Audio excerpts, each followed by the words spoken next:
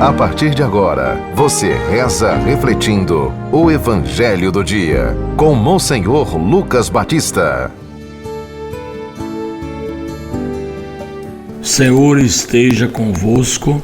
Proclamação do Evangelho de Nosso Senhor Jesus Cristo, segundo São Mateus. Continuação do capítulo 9, do versículo 18 a 26. Naquele tempo, enquanto Jesus estava falando, um chefe aproximou-se, inclinou-se profundamente diante de Jesus e disse: Minha filha acaba de morrer, mas vem e põe sua mão sobre ela e ela viverá. Jesus levantou-se e o seguiu junto com seus discípulos.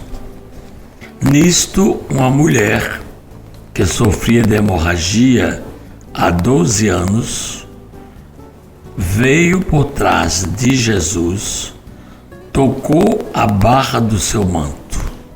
Ela pensava consigo: se eu conseguir ao menos tocar no manto dele, ficarei curada.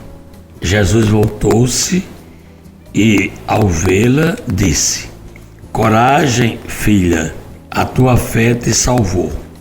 E a mulher ficou curada a partir daquele instante. Chegando à casa do chefe, Jesus viu os tocadores de flauta e a multidão alvoroçada e disse: Retirai-vos, porque a menina não morreu, mas está dormindo.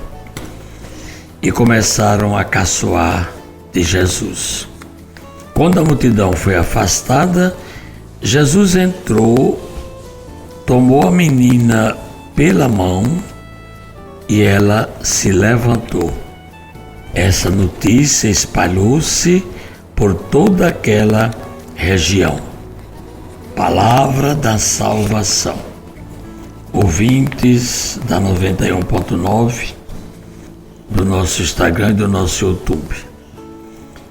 O Evangelho que nós ouvimos narra duas curas que Jesus realizou, 2 milagres. Aliás, para vocês que estão nos acompanhando, esses 2 capítulos de São Mateus, o 8º e o 9º, esses 2 capítulos nós encontramos aí 10 curas, 10 milagres que Jesus realizou no seu tempo, quando estava caminhando com os seus discípulos e pregando o Evangelho toda aquela região da Galileia.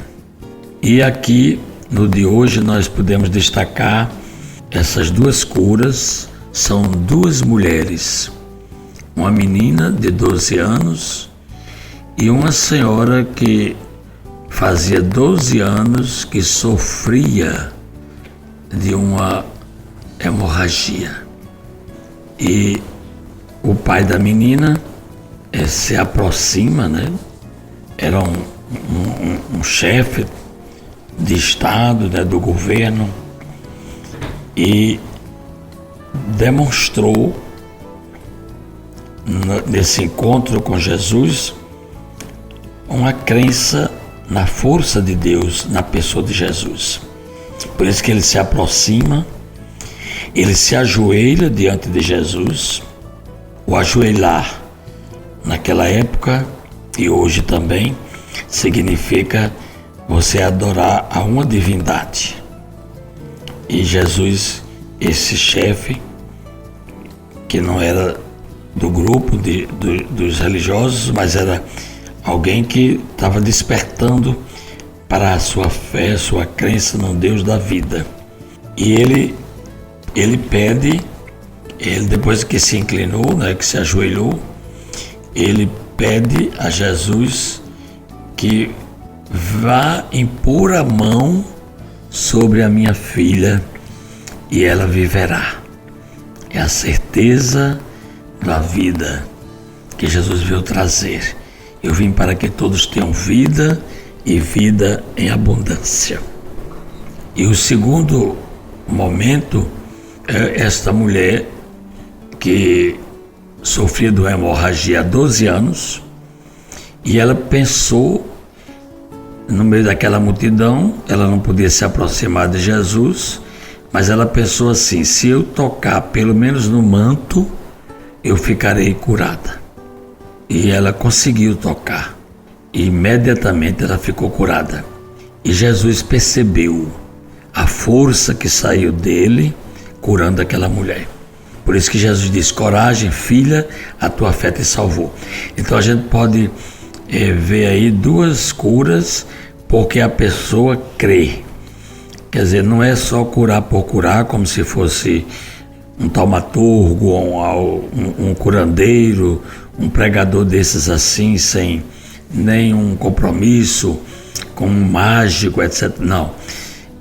Jesus pela sua pregação, pela sua presença, pelo seu contato, pelo seu ensino, ele transmite uma coerência de vida, uma autoridade que para nós da igreja e para a Bíblia e o sentido da palavra, que significa estar a serviço das pessoas. O Papa Francisco ultimamente falou sobre isso, dizendo que se a autoridade não for a serviço, é uma ditadura. Palavras do Papa Francisco. Então é muito bom a gente ver isso aqui no Evangelho. Jesus está servindo, e como seria bom que aqueles que exercem, né, os cuidados com a comunidade, as autoridades competentes, os responsáveis, os chefes de secretarias como de saúde, de agricultura, se eles sentissem a necessidade da população e começasse a trabalhar em socorro dessas mesmas populações. Como é bonito a gente ver aí fora, né? Muitas pessoas que exercem poder, eles estão a serviço da comunidade, da coletividade. Isso é importantíssimo, não é? A gente despertar o sentido da gente trabalhar para o bem de todos. E foi isso que Jesus veio fazer. O Evangelho de hoje, ele mostra também como ele foi escrito, sempre em vista da ressurreição. Então Jesus vai impor a mão sobre a criança e ela volta a viver.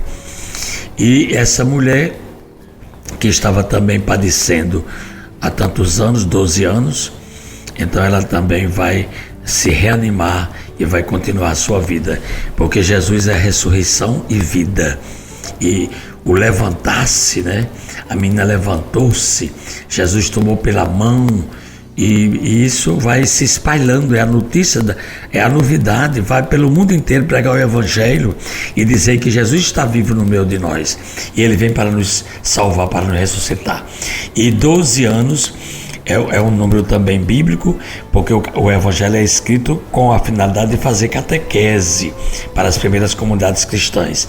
Então o número aqui é para dizer a unidade da igreja, os 12 apóstolos. Jesus fundou a igreja, como a gente celebrou no outro domingo, dia de São Pedro e São Paulo. Vamos agora rezar a oração de hoje. Divino Mestre, tanto o chefe quanto a mulher que sofria hemorragia se aproximaram de ti, imbuídos de profunda fé, condição indispensável para obterem a cura. E por teu poder, as curas acontecem. Tudo isso nós vos pedimos, também que nos cure, Senhor, de toda e qualquer enfermidade. Por Cristo nosso Senhor. Amém. Acabamos de ouvir São Mateus capítulo 9, do versículo 18 a 26. Você ouviu o Evangelho do Dia, com Monsenhor Lucas Batista.